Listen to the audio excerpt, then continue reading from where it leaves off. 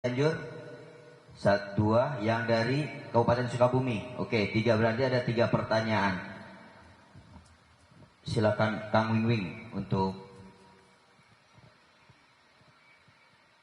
dari Kota Sukabumi ke Cianjur, dari Kabupaten Sukabumi. Kota Sukabumi. Kota.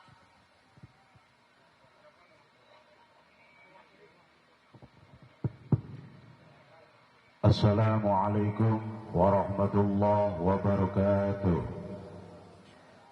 Yang saya hormati Bapak Mahfud, mudah-mudahan sehat dan barokah. Dan yang saya hormati para romo, para kiai. Singkat padat jelas saja ya Pak. Siap. Ini ada pantun dulu, saya semalam ini pegang. Kaos Banjar merek put, cocok Raden obat pel kita. Pasangan Pak Ganjar Pak Mahfud cocok menjadi presiden kita. Yang saya ingin tanyakan, apakah bisa Wapres mengintervensi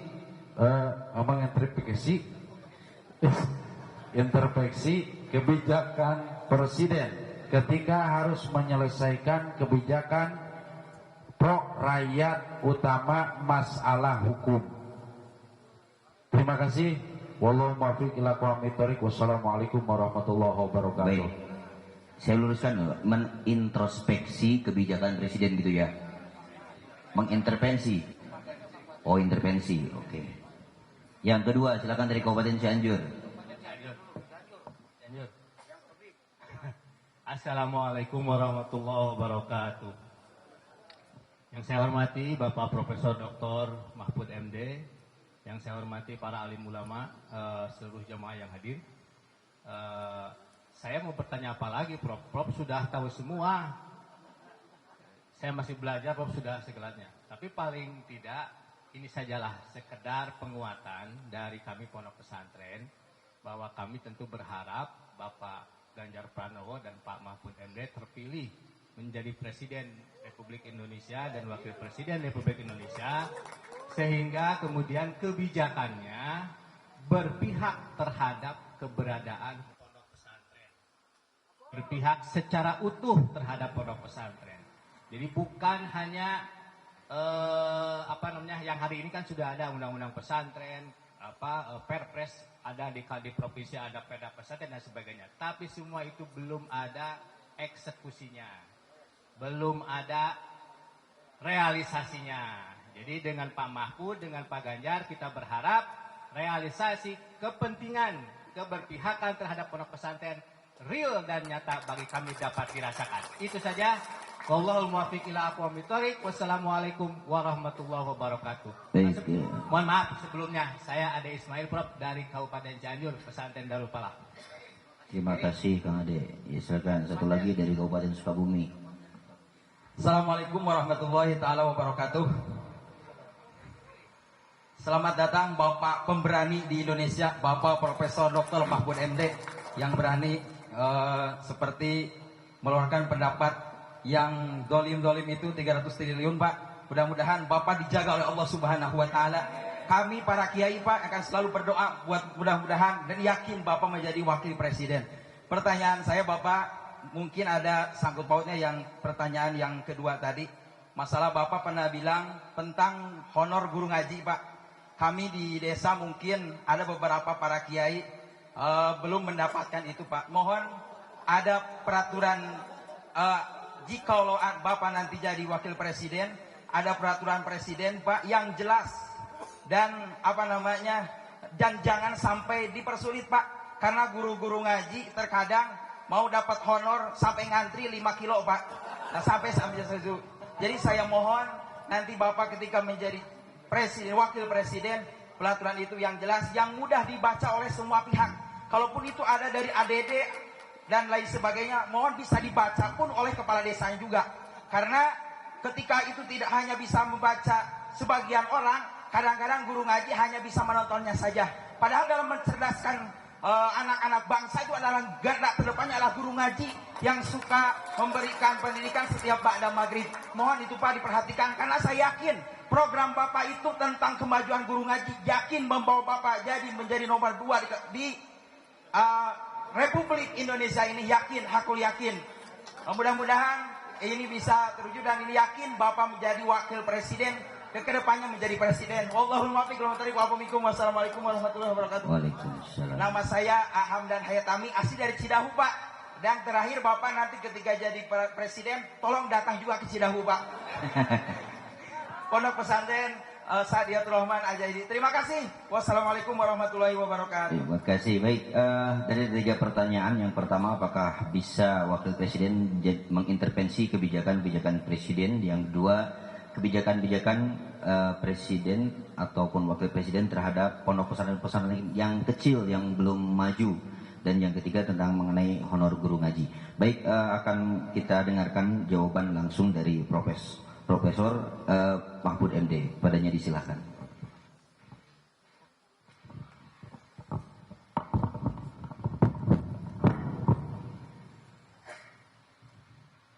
Yang dari kota Sukabumi siapa namanya tadi? Asep Hamdun. Asep Hamdun. Bukan Dedi Hamdun ya.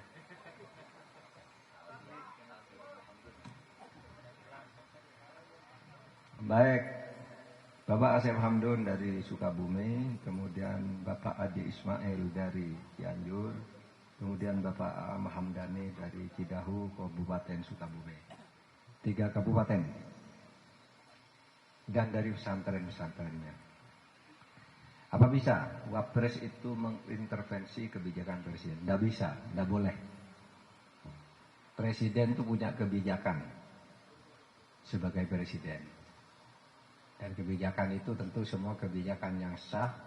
Kebijakan itu kan pilihan alternatif apa yang dilakukan. Nah, itu tidak boleh diintervensi oleh wakil presiden.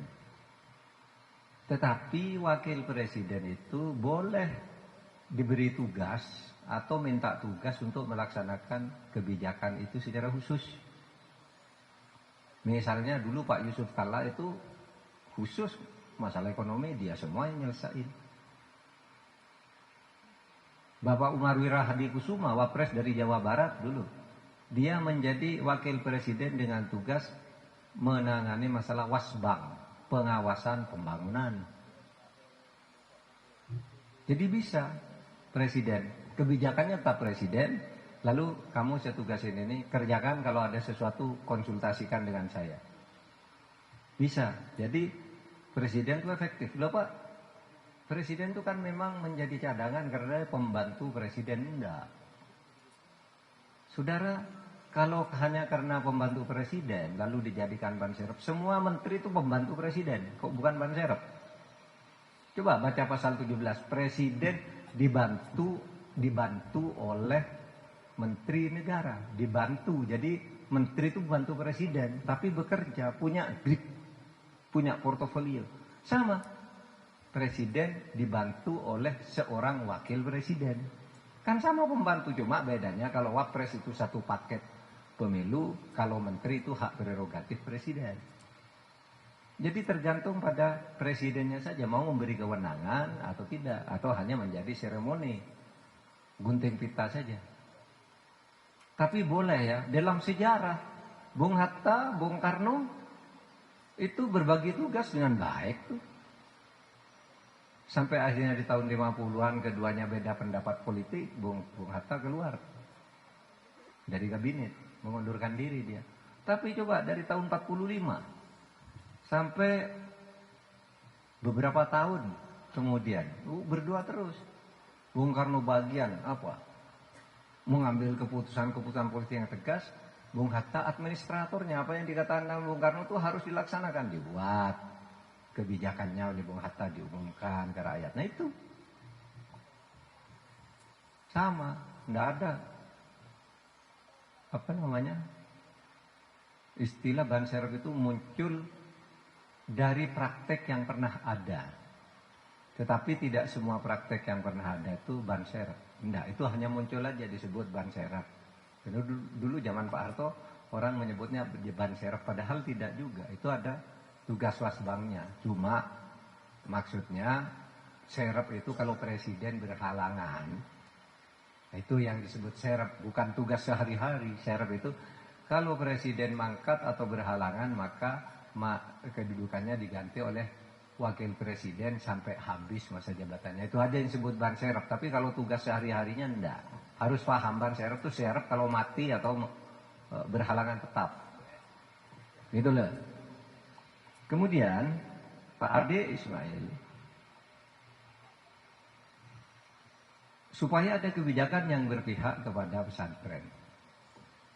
Saudara, sebenarnya negara ini sudah membuka pintu bagi pesantren ya, sejak lama. Jadi begini, saya cerita nih. Indonesia merdeka, pesantren itu tidak bisa menjadi pejabat. Indonesia merdeka, padahal yang berjuang tuh rakyat bersama pesantren, bersama santri, bersama ulama. Begitu merdeka, mau jadi pejabat nggak bisa. Kenapa? Pesantren itu nggak punya ijazah. Sehingga kami yang berjuang kok kami tidak bisa jadi jenderal, kok kami tidak bisa jadi kolonel, marah.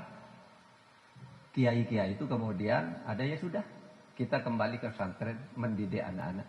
Tapi yang marah, saya yang berjuang kok tidak dapat apa? Yang marah berontak, maka lahir DITII. Dulu saya yang berjuang kok, lahir. Tapi yang lain mendirikan, melanjutkan pendidikan, sudah kembali ke pesantren, pokoknya Indonesia merdeka. Sudah, kita siapkan kader-kader nanti yang terus berjuang menjaga negara. Nah dalam keadaan gitu, orang pesantren itu tidak bisa masuk sekolah, tidak bisa menjadi pejabat. Karena itu maka ada seorang tokoh pesantren pada tahun 1951,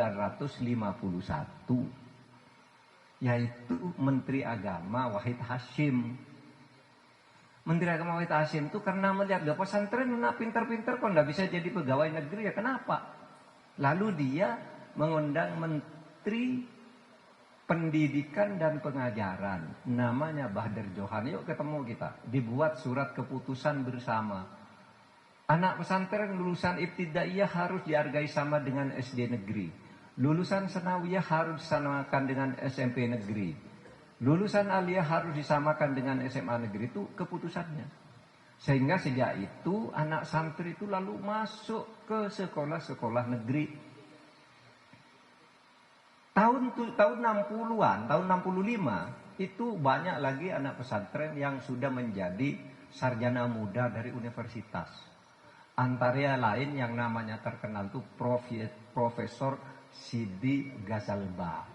Profesor Sidi Ghazalba itu sekarang menjadi dosen di Universitas Malaya. Nama aslinya tuh dia Ghazali. Lulusan pesantren Ghazali, lalu lulus BA, sarjana muda. Ghazali BA. Pergi ke Malaysia jadi dosen, naik-naik. Jadi BA-nya itu dicoret menjadi Ghazalba, Ghazali BA. Bukunya banyak, masalah kebudayaan Islam tuh. Itu dari pesantren di Sidi Ghazalba, Ghazali BA. Jadi tahun 60-an tuh baru berhasil melahirkan BA. Tahun 70-an lahir sarjana-sarjana. Tahun 80-an generasi saya sudah mulai lahir master-master. Saya menjadi master tahun 85. Masuk ke master. Magister namanya. MIP itu kan. Magister Ilmu Politik. Tahun 90-an doktor. Nah orang yang pada tahun 70-an itu masuk, sudah boleh menjadi pegawai negeri dari pesantren itu terus naik pelan-pelan sampai akhirnya di tahun 90 itu sudah duduk di eselon 1 dan 2. Nah disitulah pesantren itu udah masuk ke kantor-kantor pemerintah. Lalu di sana mendirikan masjid taklim, bertemu sesama Islam, mendirikan masjid taklim, pengajian tiap Rabu, pengajian tiap malam Jumat. Kemudian mereka ada yang kemudian jadi menteri, mendirikan masjid. Nah itu pesantren. Jadi jangan dibilang pesantren itu terbelakang, enggak. Pemerintah sudah membuat kebijakan sejak tahun 51. Nah, lalu sesudah itu diberi akreditasi. Pesantren kamu boleh mendirikan MIN, Madrasah Ibtidaiyah Negeri, boleh mendirikan Madrasah Sanawiyah Negeri, MTSN di pesantren tuh. Boleh, kalau tidak mendirikan negeri, swasta, tapi nanti ijazahnya disamakan, sama. Itu orang yang hebat. Seperti siapa? Saiful Mujani itu ya, yang ahli riset itu, yang ahli survei itu. Tokoh survei pertama di Indonesia kan Saiful Mujani. Itu lulusan pondok pesantren Matlaul Anwar. Sekarang jadi profesor. Jadi pesantren itu udah punya pintu untuk masuk. Nah, kemudian, saudara, kebijakan pemerintah yang lain membuat undang-undang pesantren, membuat hari santri. Itu semua perjuangan dari waktu-waktu berjalan. Nah, ke depannya kita tambah lagi. Guru-guru di pesantren itu digaji. Gitu. Jadi dari waktu ke waktu tambah.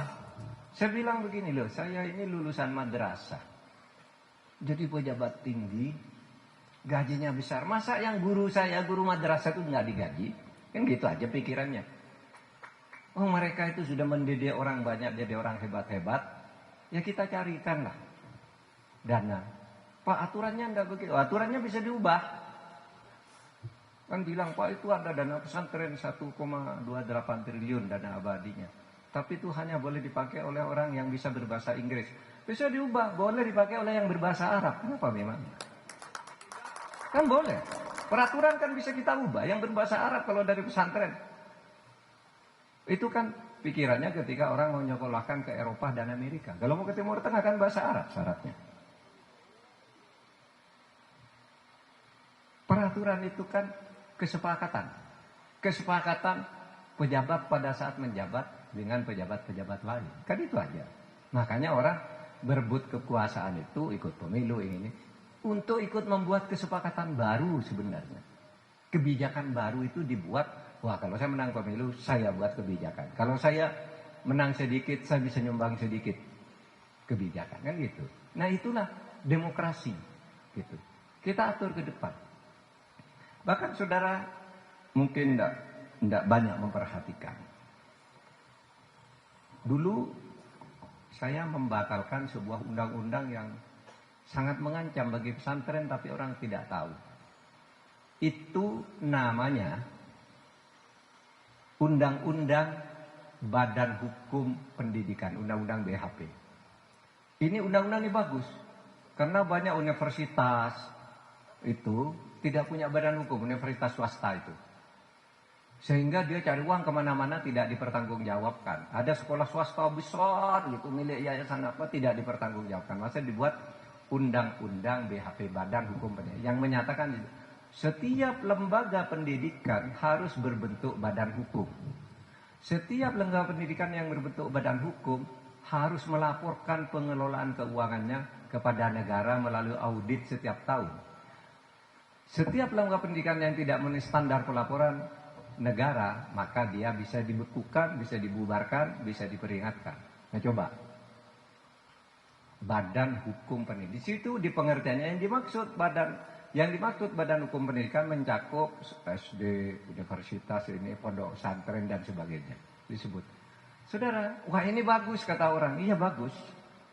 Tapi saudara tahu enggak bahwa pesantren-pesantren itu tidak punya pembukuan keuangan pada umumnya. Karena apa? Biasanya itu uang pribadi dibangun, bukan milik institusi. Saya jadi kiai, misalnya, ya, datang ke sini. Lalu ada orang mau nyumbang, misalnya kepada Kiai Ujang, misalnya. Pak, saya tuh pesantrennya belum jadi ini, saya sumbang semen 5.000 sak gitu. Kan tidak ada bukunya. Langsung semuanya jadi. Lalu kalau diperiksa ditanya oleh negara, mana kamu kok bisa punya ini? Tidak ada yang dikasih. Ini sedekah. Ada orang salaman ngasih bisyarah nih. Lalu dibuat kamar mandi. Ada orang wakaf tanah. Ada orang bangunkan gedung. Itu tidak ada pembukuannya.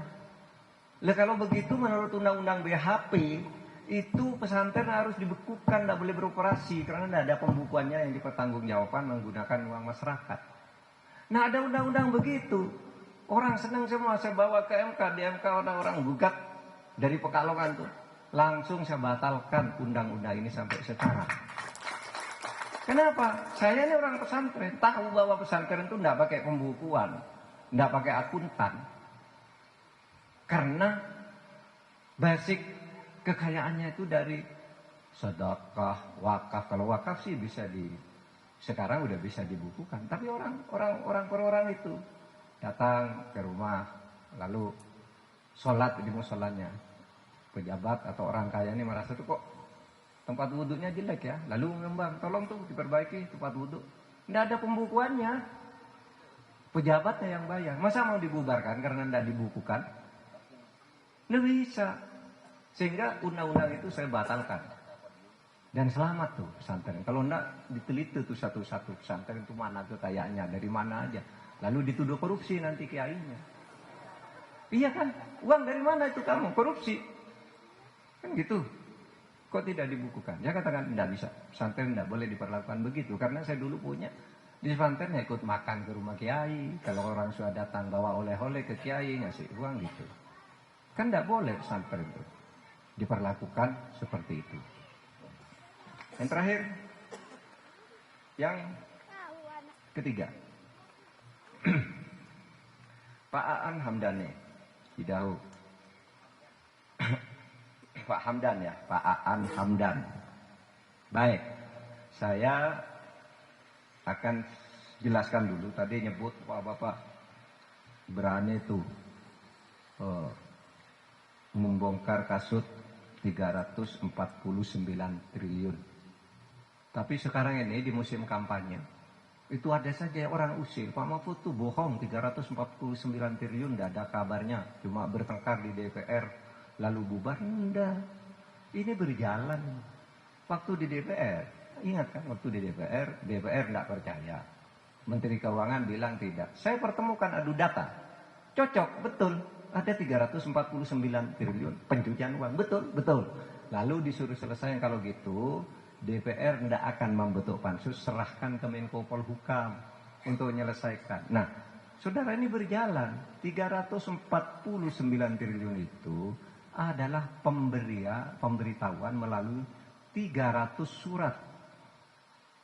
Artinya kalau dirata-ratakan, di situ kan 1,5 triliun kira-kira. Kalau dirata-ratakan di surat itu. Nah, 300 surat ini kan tidak bisa diselesaikan sekaligus. Tempatnya berpencar-pencar. Jadi itu diselesaikannya, ada yang diselesaikan KPK, itu sudah 26 triliun. Ada yang diselesaikan kejaksaan, itu sudah 40 sekian triliun.